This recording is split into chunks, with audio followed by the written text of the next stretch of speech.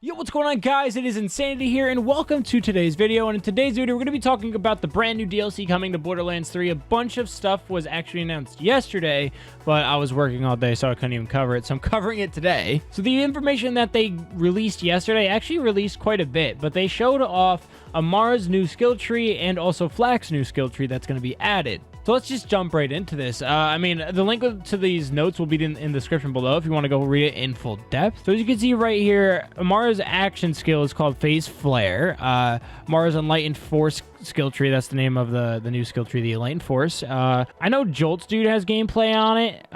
Yeah, this is the new AMARA build when he was versing Sponge Boss.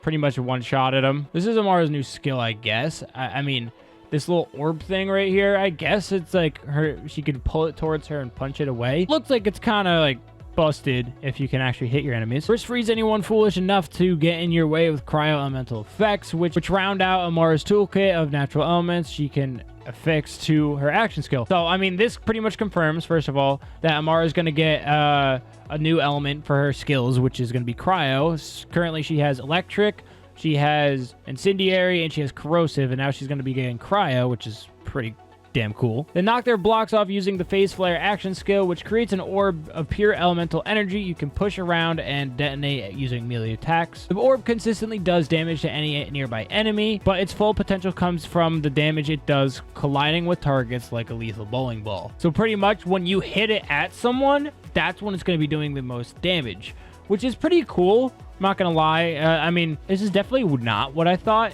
her action skill would be, but it is pretty cool. It's pretty different. Like, here's some new skills. So trust in yourself. Whenever an enemy breaks AMARA's shield, she gains increased reload speed, increased charge speed, increased weapon speed, which I'd maybe like fire rate, with doubled bonuses if her shield was broken by a melee attack. So I mean, if you take a melee attack, your bonuses are doubled, which is pretty cool. Combo Breaker makes it so when you're killing an enemy with melee damage, reduces AMARA's remaining action skill cooldown by half. When comboed with the boosted melee damage effects from other passives, you can chain together skills almost non-stop, which sounds pretty busted. Sounds pretty busted for a melee AMARA build, so I mean, I'm pretty excited for that. Clear the Mind is a kill skill for tougher enemies you need to freeze, burn, electrocute, or poison in a hurry. After killing an enemy, AMARA's attacks ignore all elemental resistances for a short time. This doesn't override elemental immunities, however. So I'm assuming the way this is worded, it sounds like if an enemy is resistant to fire, such as like maybe Tron or something,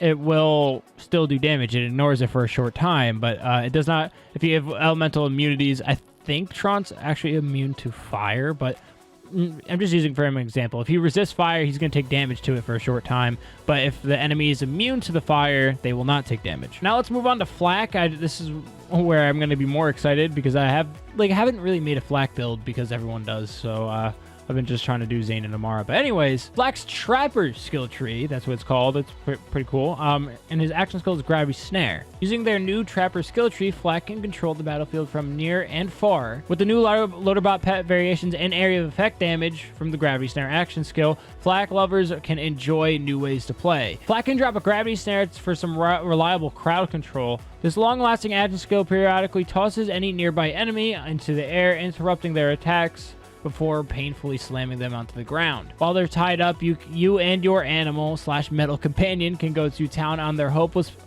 prey and focus on high-value targets. I'm wondering if this ability will work for bosses, which, I mean, it sounds like it probably won't for something like Grave Order Agonizer, but it might. Probably not, though. And it looks like they're adding to the critical hit effects in this tree as well. Take this gives FL4K's pet a copy of your shield that can turn your companion into a nigh unkillable tank.